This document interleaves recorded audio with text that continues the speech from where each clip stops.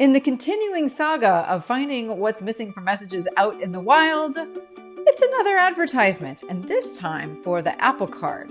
What's missing from that message? A proper order that leaves us with the message that Apple wants us to have. I'm Tamsin Webster of tamsinwebster.com, and that's what we're talking about on this episode of What's Missing from This Message.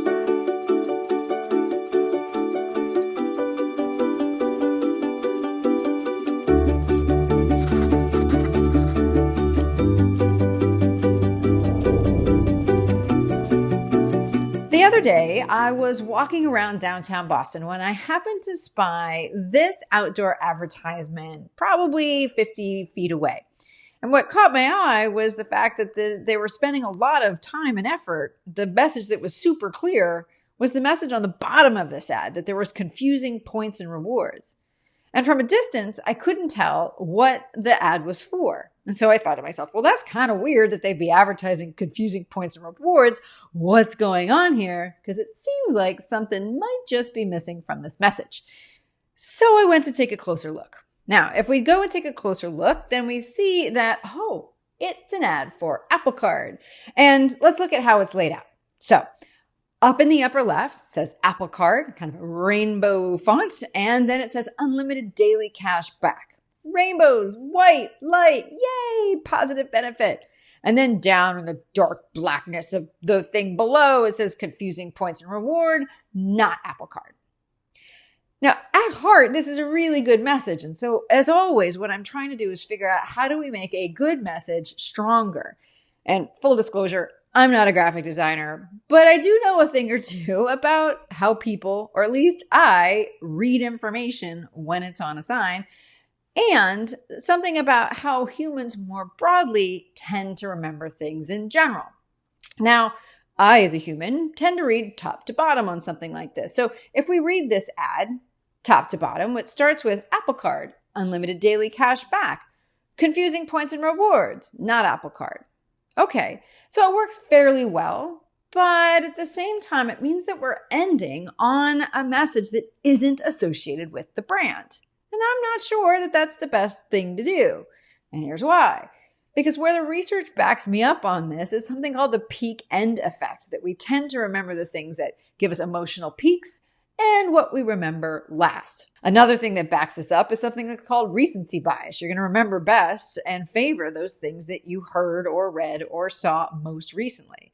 So from that point alone, the one thing I think that would make this particular message stronger is to simply flip the order of these two. So the last thing that we're reading is actually something associated with the brand. We're saying confusing points and rewards, but unlimited daily cash back. So we're contrasting that. Not Apple Card, you get confusing points and rewards. That's at the top. And then but at Apple Card, you get unlimited daily cash back.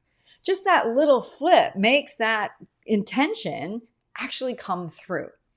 Now, again, not a graphic designer, but the other thing that I would fault this message for is the contrast, or actually the lack of contrast, and how that does or doesn't help this message. So we also want to make sure that wherever somebody sees a message, it's not just hearing a message, but sees a message, that even when they scan it, that the message comes through clearly. But let's go back and look at what that thing looked like, 50, 100 feet away. It's actually really hard to read that top part where it says unlimited daily cash back. The thing that's really easy to read, however, is confusing points and rewards. Now, I know some folks would probably say, well, if people were intrigued or potentially confused or curious, maybe they would go forward and look for it. Okay, folks, I think I'm pretty much the only person that's like, let me explore why this thing doesn't make sense. And I'm sure I'm not the only one, but the average person passing on the street is probably going to go, doesn't make sense to me, and keep walking. So be thoughtful when you are putting your messages together, even a simple one like this, about two things: order and visibility. And remember, visibility can happen with what you say as well.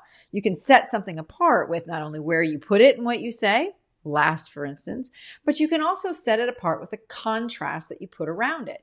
So for instance, you're not going to listen to something that I'm saying when it's in the middle of a major point like this. I just gave you a major point and I kept on running and da-da-da-da. But if I stop and I'm talking and I'm giving you this normal thing and I'm like, but this, this is a major point.